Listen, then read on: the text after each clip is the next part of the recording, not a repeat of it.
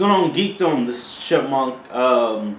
Yeah, I'm doing a just a talk on WWE and what's happening currently in wrestling news. If y'all know, um, I'm sure that everybody knows and what's happening, especially with the cuts in WWE. And I don't know how I like at first how I felt hearing this news.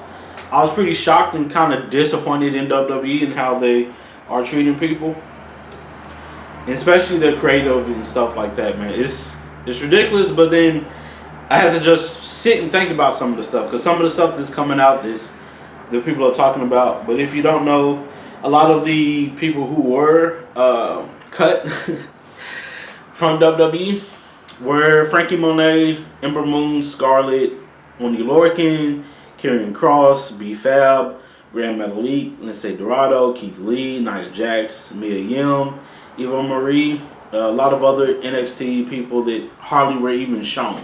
Those are just some of the big names. This on the list of the cuts that they had. And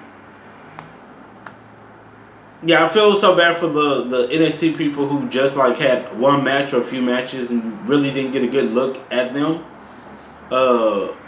Another person was Davey Boy Smith Jr. who was cut. Don't understand that because y'all didn't really give him a try to. Like, this is him coming back to WWE. He was in WWE before, so I feel bad for him because it's like what did y'all hire him back for if that's the case? And it's a lot of people on here, and it's a lot of reasons and stuff. They put out budget cuts is the reason. A lot of people are reporting that, and I can understand that to a point, I guess. If it's budget cuts and you're trying to make a quota, because they have profits. It's not like they're not profiting. From what I've heard, they are profiting. But if they're trying to sell the company, it makes sense to keep on trying to make the profits grow.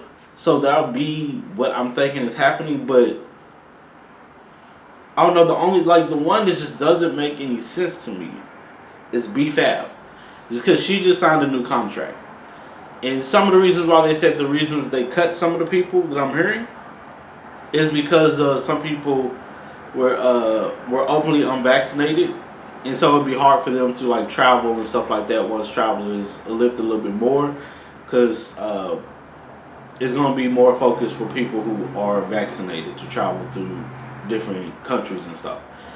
But I'm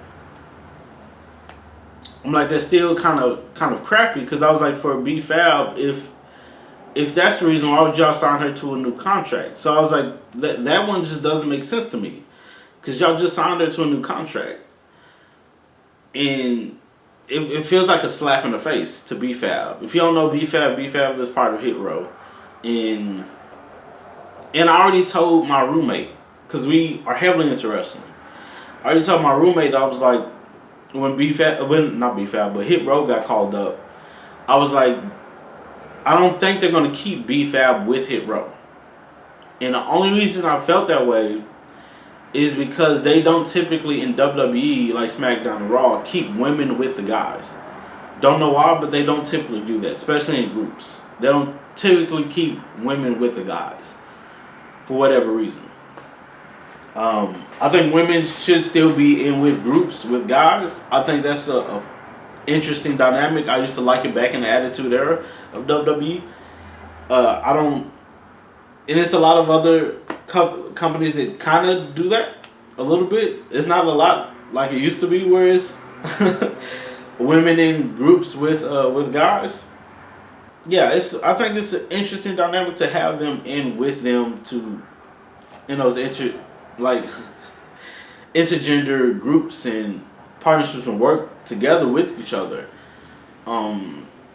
It sucks. I think it sucks for B-Fab, but I already knew that she wasn't going to be with them for that long as far as group. I thought they were just going to push her as a single star or try to.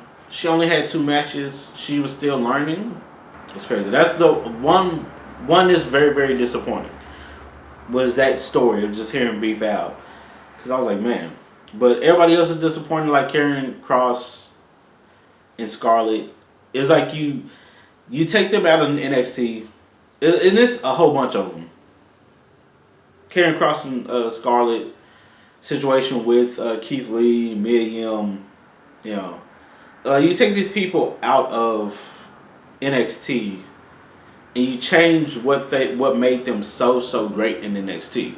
Like they were very popular, they were so awesome in NXT, but then you take them out of NXT and then you expect them to what when you change what made them so awesome. And he was like, this isn't working what we're trying to do, so we're just going to let you go. That's what it seems like to me in my head. But it could be the unvaccinated thing. I don't know what they believe in as far as the vaccinations. If that's the case, it sucks.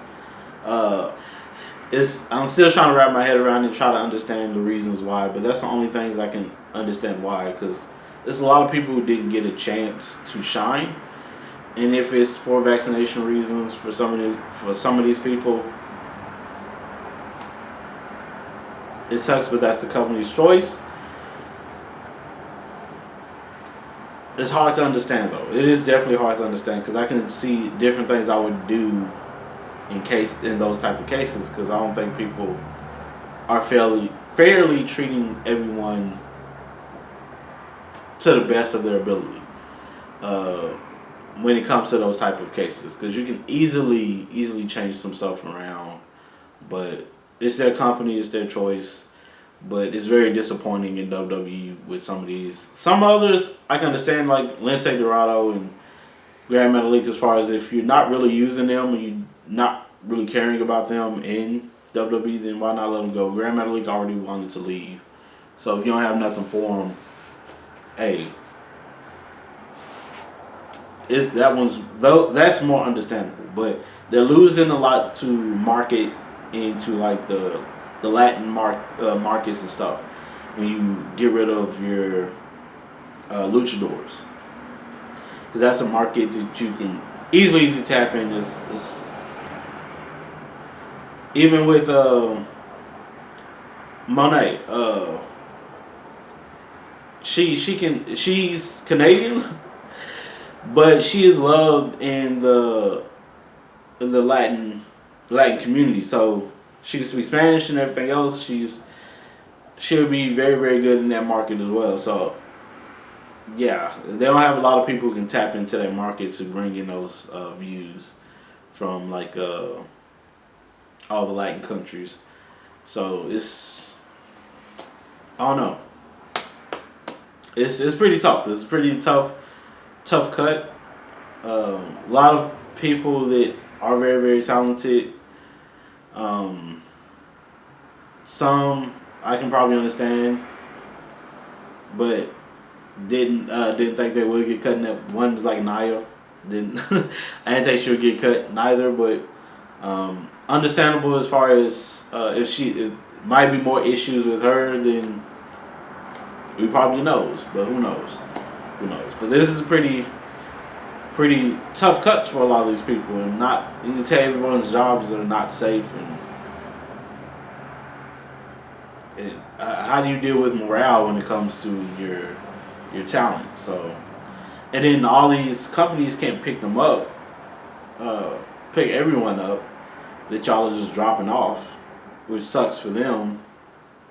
Because you'll want to see Taya Valkyrie, I'm just calling that now, and